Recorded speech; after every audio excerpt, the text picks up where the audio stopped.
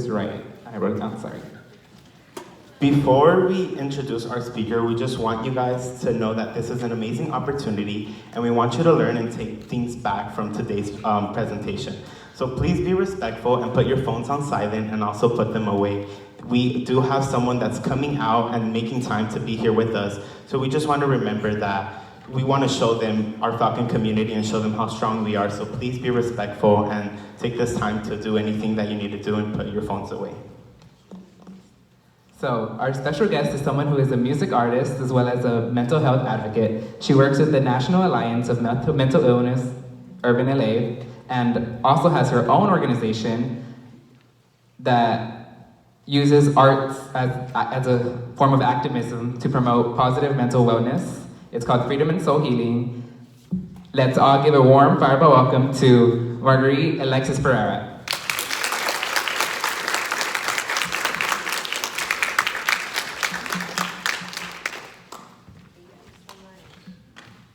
Thank you so much for the introduction. Give them a hand clap. I'm gonna put my stuff down. I have props because I try to make it interactive with you guys. Give me 1 second.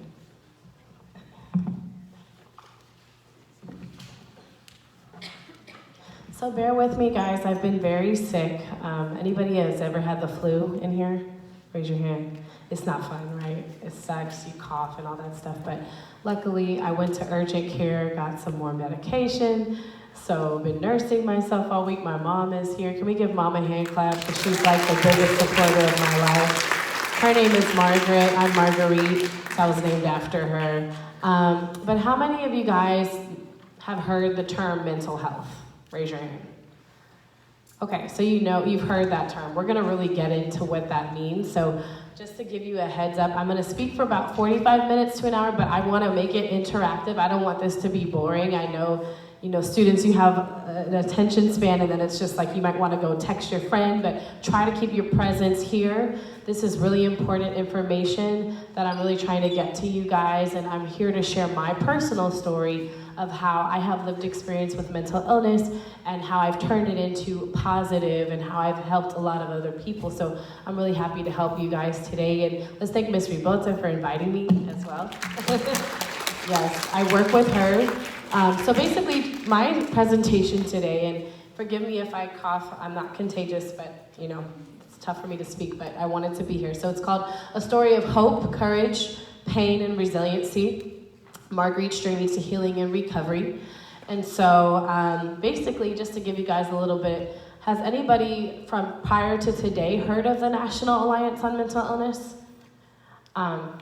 Well, that's good. You don't know about it, but now you do. It's a really wonderful organization. So I'm here representing NAMI Urban Los Angeles. We're in the South LA Leimert Park area. I'll be getting into more of what we do later, but basically we offer free mental health education. So classes for families on mental health to learn more about your loved one. If you have someone you love, you can take a class.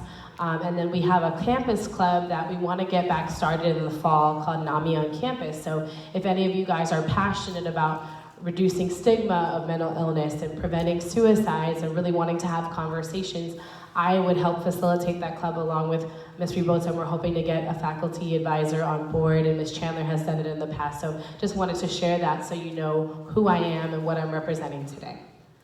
So let's get into the first slide. So I have some group questions. And I might have you guys pair up, but basically the first question I have for the group is, what does mental health mean to you? Does anyone want to raise their hand? You raise your hand, I'll call on you. And tell us your name. Thank you. Mental health to me means your mental state, how you are, not necessarily just how you are, how you feel. Right, feeling, that's a really good word. It definitely relates to our feelings, our emotions. Anybody else want to talk about what does mental health mean to them? Maybe they might want to define it in their own words. Anybody, what comes to mind? Any volunteers? Okay, that's okay, no more. Okay, and then how do you define mental illness? That's about the same thing. So what I want you to do in pairs of two, We're gonna time it for about a minute. So how do you know when you feel off balance? And this space is a safe space. I wanna let you guys know it is a safe space. If you feel triggered by anything, you know, Ms. Rivota is here, and so if you need to step out and take a breath of fresh air, that's also really encouraged, but this is a safe space. So in pairs of 2, for the next minute, I want you to think about what does mental health mean to you with your partner and talk with them, and then how do you know when you feel off balance? Talk about that. So I'm gonna give you guys like a minute and a half. Go to your partner next to you. It could be in 3s as well. What does mental health mean to you? How do you know when you feel off balance? How do you know when you feel in balance?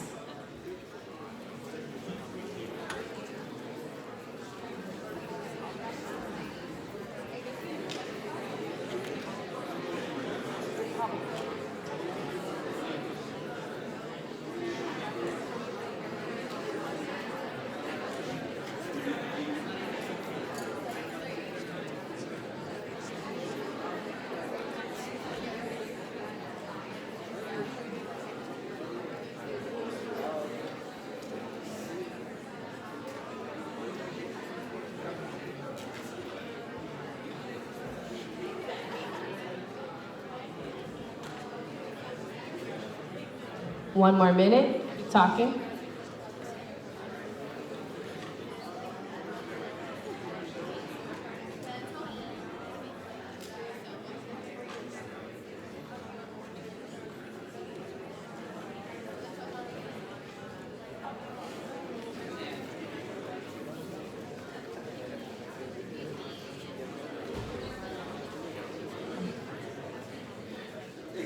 Thirty more seconds. Wrap it up.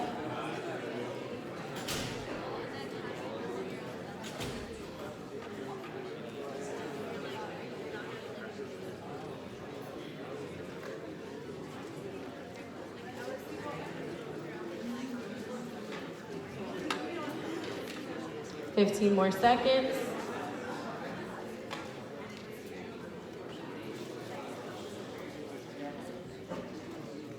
And time.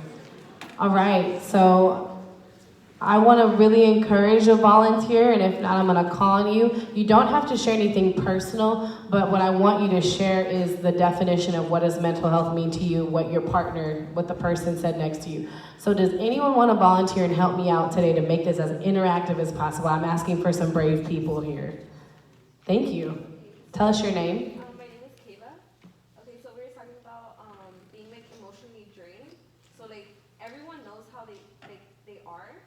So when you feel like different and like you just feel like it doesn't always have to be sad. Like it can also be like happy.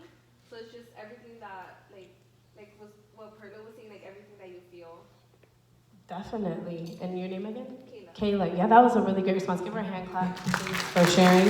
It takes a lot to share, so we want to encourage sharing. That's really awesome because mental health relates to your whole well-being. It's not just being sad. We often hear it as a negative, but everybody has mental health.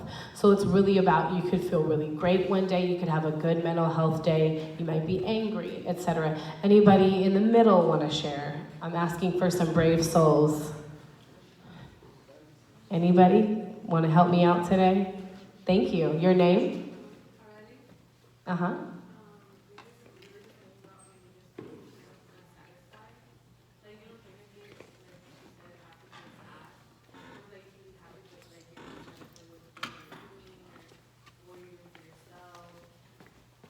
Right, so it could feel like you're not satisfied with something that's going on in your life. That's definitely true. Anybody here ever felt not satisfied with something? Raise your hand. Something, it could be anything. It could be with maybe you didn't do well on a test. It can mean maybe your mom or your parent got upset with you, or maybe you're just like, I want more to my life. I want to do more things or have more, whatever it is. So we all have that. So thank you guys for being brave in answering those. And then as you think about throughout the course of my talk, I want you to think about the question, what does healing look like for you? We don't hear the word healing a lot in schools, but healing, I believe, is really mind, body, and spirit, and it's holistic. So think about that. And so, right, the question, what is mental health? And so I'm going to define it for you.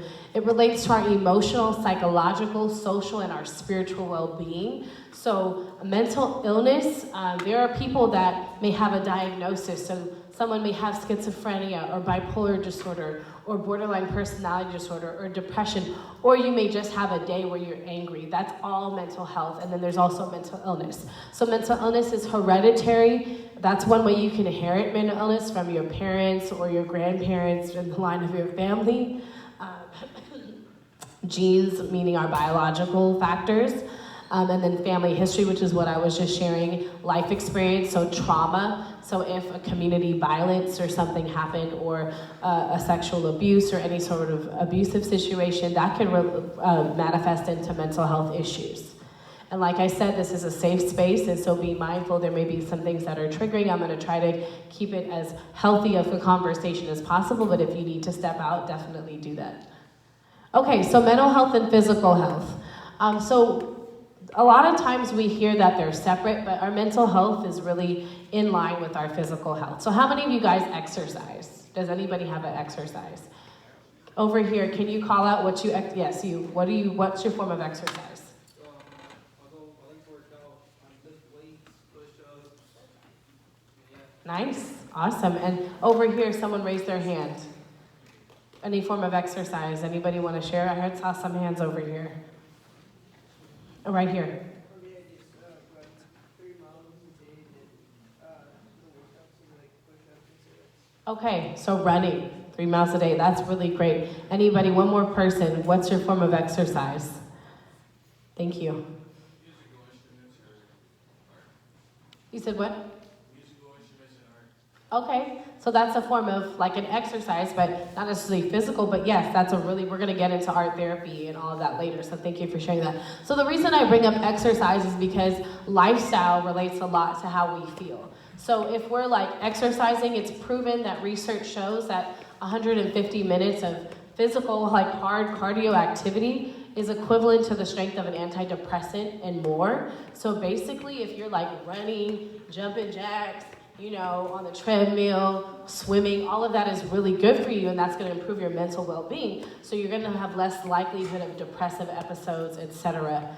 So mental and physical health are very tied together. And so oftentimes, we go to the doctor because we have a pain in our leg, or, we have congestion and sinus issues like myself, but we're often afraid to go to the psychiatrist because anybody heard of a psychiatrist? Does anyone know what is a psychiatrist?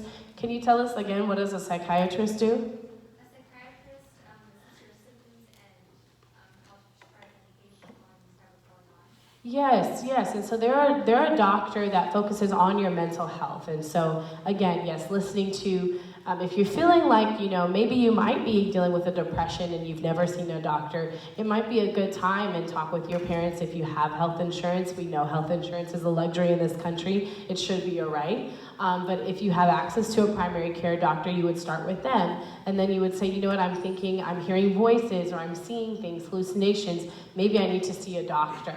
We're going to get into more of those types of symptoms later. So exercising, dance, gardening, all of those are really good self-soothing activities. And so mental health definitely relates to our physical health, and you really want to try some form of physical activity.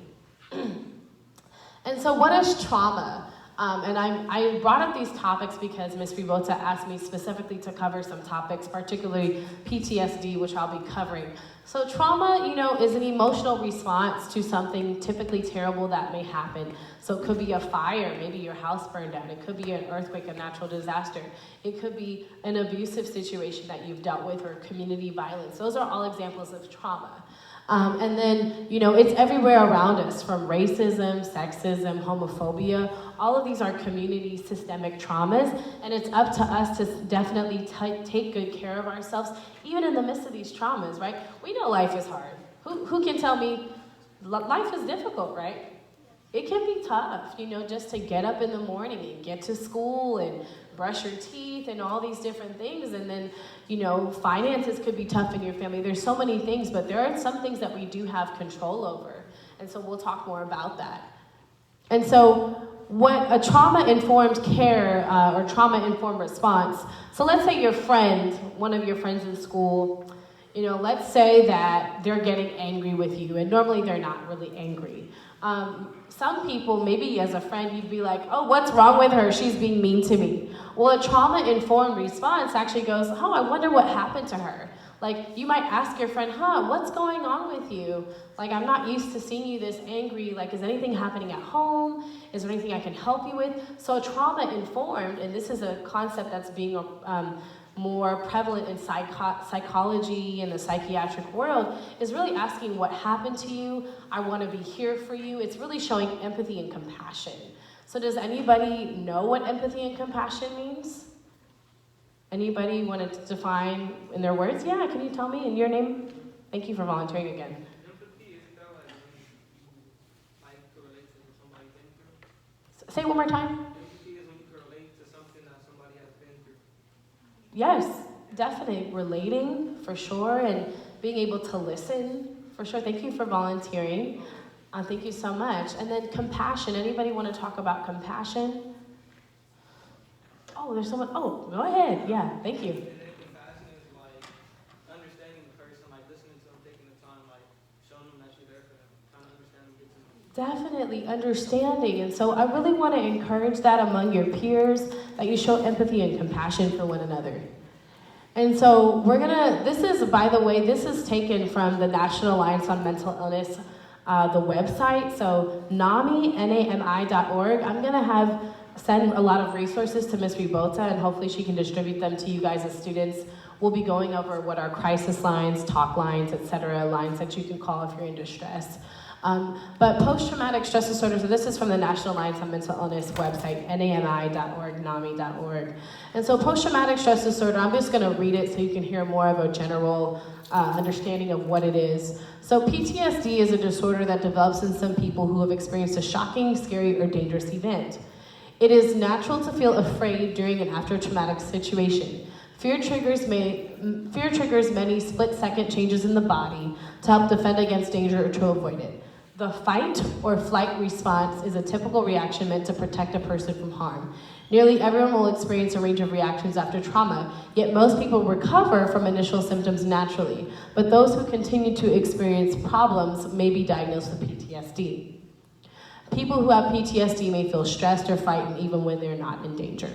So here are some of the symptoms. Symptoms are basically things that you can kind of see that may match up to a medical condition. It's like, oh, I'm feeling sad. So maybe you might have depression, but it has to persist for 2 weeks and longer for consistency. So you may re-experience symptoms of, it says, distressing memories of the event. So if you've heard a lot, veterans, for example, many people that have been in the war have PTSD because they experience flashbacks of the violence that they experienced. Avoidance, so you may avoid certain places that relive that trauma. And it could be a violent trauma, a community trauma, it could be a death in the community. Cognitive and mood symptoms, so recalling an event, you may feel numb, you may feel really worried about something, excessively worried.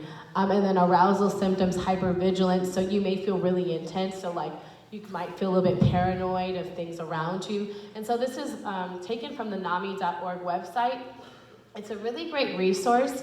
NAMI National, the National Alliance on Mental Illness, so it's a national organization with branches all over the US. They're called affiliates. So we, NAMI Urban LA, are just one of the many nonprofits, National Alliance on Mental Illness organizations in the US. And so they have a listing of most of the major mental health conditions. It's a really great resource, so I'd encourage you to write it down, NAMI.org, and it's, I think it's on your wristband as well. And so we're gonna examine mental health looking at race and ethnicity. So Latinx, or the Latino population, many people in this population have generalized anxiety disorder, depression, PTSD, and then there's many disparities in treatment. A lot of it is a language barrier, or maybe you don't have maybe citizenship issues as well. And Latinx or Latino communities are less likely to seek treatment. And a lot of communities of color, we don't want to seek treatment. I identify as Black African American, but I also have Latina heritage. My mother's from Belize, the Caribbean, and so you guys might say that maybe in your families, it's probably not common to talk about mental health, right? Would you guys say so in a lot of your families? It's probably not common, and the reason is there's stigma within our cultures. A lot of our cultures want us to just like work or clean and do these things, and it wasn't part of the culture to really talk about your feelings or your emotions. And so I'm really here today to help you break that cycle. And maybe some people are blessed and their families do talk about it, but it's really rare. And so we're less likely to seek treatment. And then for the African American Black population as well, we're 20% more likely to have serious mental health issues. Major depression, ADHD, suicide in African American men, excuse me, PTSD as well, and particularly Black men and women are more likely to suffer violent crimes. We know because of racism in the community and in the world. And so I just want to share these facts, not to scare you, but just to alert you more on how to be aware. And this is all from NAMI.org. And so what are the barriers to treatment? So we've discussed a little bit of these barriers, but distrust within the medical system. Do any of you guys know people, you don't have to say who it is, but do any of you guys know people that just don't want to see a doctor because they don't trust the system? Raise your hand. You don't have to say who it is. Yeah. And is it people that are in your community? Raise your hand if it's like people of your racial, ethnic, right. Can anybody share some of the reasons why that, and you don't have to name the person, if you feel comfortable, and this is voluntary, I don't want to call on you, but if you feel comfortable to share what has that individual or that group said why they don't see the doctor. Anybody want to share? Oh, thank you for volunteering. I have friends that went through suffering from depression, and I just therapy. And I information about some places, unfortunately that person said they trusted because they had tried it once, but they felt that it wasn't taken seriously. And they were being treated in a condescending manner. So they didn't trust the system after the person treated them Thank you. That is a really valid point. There's a lot of distrust because of the history of abuse in medicine, because of how people of color have been poorly treated. And so thank you for sharing that example. Anybody else want to share an example of someone they know or they've heard of why they wouldn't seek treatment or traditional treatment in the doctor form? Anybody else over here want to share? Okay, that's okay. But I'll go over these points. Thank you for sharing. So racism within medicine is a real issue. In terms of the medical doctor population, particularly African Americans make up less than 2% of the medical doctor population, 2% to 3%. And I think the Latinx, Latino population is about the same, maybe a little bit higher. So the medical doctor population is largely Asian American and white. And so if you think about those populations, it's not to say that they haven't had issues. Every population has trauma. Even if you're a white person, let's not get it twisted. White people have challenges. It may be different though. It may not be racism related. However, that has created distrust. And so access to a hospital or a clinic. How many of you guys know of Charles Drew University? Okay, great. Charles Drew University is in this area in Compton, Linwood.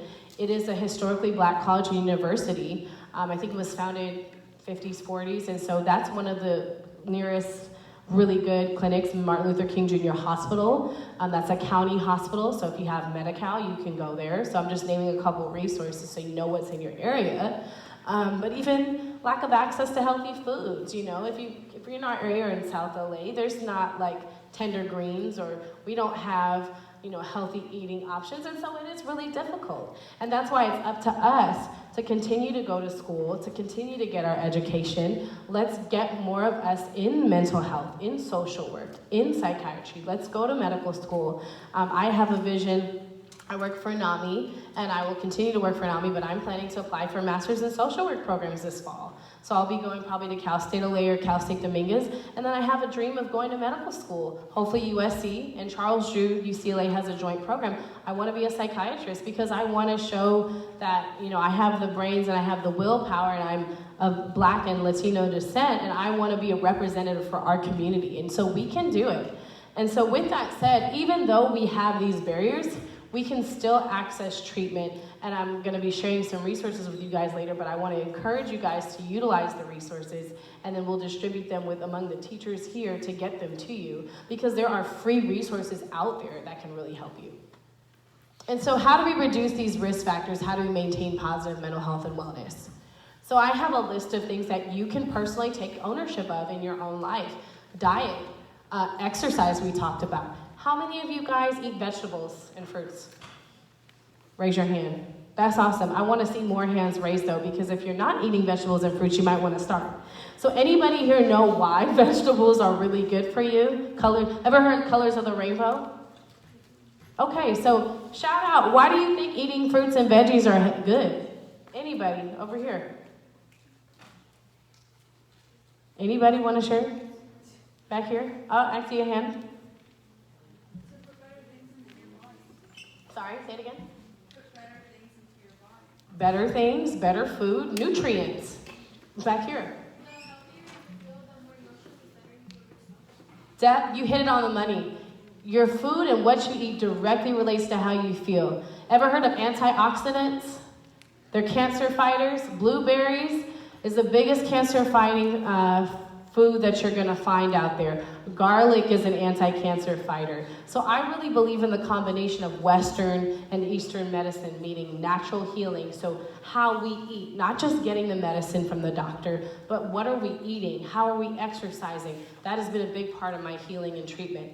So thank you for answering that. And then access to treatment, it can be a barrier, but if you have access, a therapist, psychiatrist, there are county clinics if you're on Medi-Cal. I'll get those resources to Ms. Ribota. Speaking out to loved ones, so finding safe spaces, a friend, a confidant, and then talk lines are available that are free. Natural healing modalities, so it could be meditation, if you're into prayer, yoga, all of those things are good. And then creating positive daily rituals. So anybody in here journal as a hobby? Awesome. Journaling. Has it been helpful in your healing journey for either of you? That reason? Awesome. You know, for me, journaling has been really powerful because I'm able to write my emotions and express them and write my thoughts. Oftentimes, my mom, she knows this. She gets overwhelmed by my thoughts because it can be a lot for someone who's helping you out. But if you're writing that daily, you can kind of see, oh, this is what I'm going through. Oh, I can read it. Oh, well, now I can do something with that. And then also expressive arts. So writing, what we're saying, poetry, music, and dance. I'm a singer, so I might try to share a song later, but I'm sick. But I also sing and have an album out, and I've recorded music to help me through this. And so now we're going to get into a little bit of my story. So I want to give you guys a hand clap for getting through that portion. That's the first part of my talk. Give yourself a hand clap. You know, if you need to go to the restroom, whatever, you know, it's up to your advisors here, but I'm fine with you doing all of that stuff. And so we're at, what time is it? It's like 11:05? Okay, so we have about 30 minutes, and this is more of a fun sort of part. I wanted to really make that interactive and educational for you guys so you can take away some pieces. And then we're going to get into my story a little bit about NAMI, and then sort of the how to, so what do you do with this? Okay, so I was born in South Central Los Angeles, Crenshaw District. Crenshaw, whoop whoop. Anybody know Crenshaw? Crenshaw 54. I'm from the hood. I rep it hard. I love it. You know, I'm black and I'm proud. I'm cute and I'm loud. Penny proud. Anybody watch The Proud Family? Whoop whoop. I keep it real in these streets. Come on, I'm educated, but we gotta keep it real out here. Okay, so I'm from South Central. I was born in 1992. I'm 27 years old. So I play piano. Any musicians? I know a musician in the house over here. What do you play? Awesome. You have a favorite pianist or? Who? Name him.